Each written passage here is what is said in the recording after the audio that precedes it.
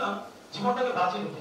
যেমন আমাদের দেশে এটি পরিবারও কিন্তু অনেক আন্দোলন হয়েছে এবং মুক্তির টানে, ঠিক আমরাও একইভাবে গিয়েছি মুক্তির টানে। আমার বাসায় সবাই জানতো আমি আমার কর্মস্থানে, কিন্তু আমি কর্মস্থানে না।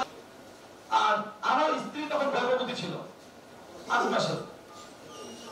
অর্থাৎ আমি যদি এটা ছিল একটা জাতির বা একটা দেশের জনগণের মুক্তির আন্দোলন।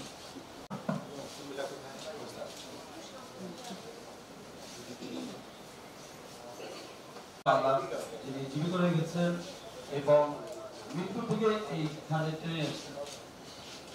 আমার কোনো সার্থকতাও ছিল না যে আন্দোলনটি শুরু হয়।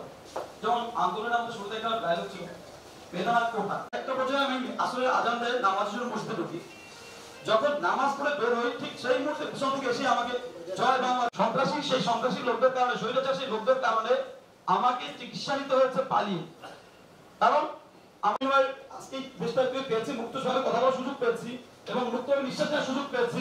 সবচেয়ে বড় জিনিস হচ্ছে যে আমরা যেভাবে শ্রদ্ধার সাথে স্মরণ করি আমাদের স্বাধীনতা যুদ্ধে যারা নিহত হয়েছেন তাদের এবং যারা আহত হয়েছেন, যেখানে একটা রিক্সা চালক তাকে চাঁদা দিয়ে চলতে হয়, একটা অটো চালক চাঁদা দিয়ে চলতে হয়, এখন অনেক জায়গায় চাঁদা আলহামদুলিল্লাহ দিতে হচ্ছে। লড়াই করছে, এই লড়াই যারা আমরা আহত হয়েছি বা নিহত হয়েছে যারা, আমি মনে করি বা আপনাদের যারা এখানে রাষ্ট্রের দায়িত্বে আছেন, গণতন্ত্রকে হত্যা, এই যে মানুষের ভোটাধিকার হরণ এবং কোন মানুষের কোন নিরাপত্তা, আমি আমার পরিবার সহ আমি রাজপথে ছিলাম, কিন্তু জেলে গিয়েছিল, আমার মেরুদণ্ড পর্যন্ত ওরা ভেঙে দিয়েছিল।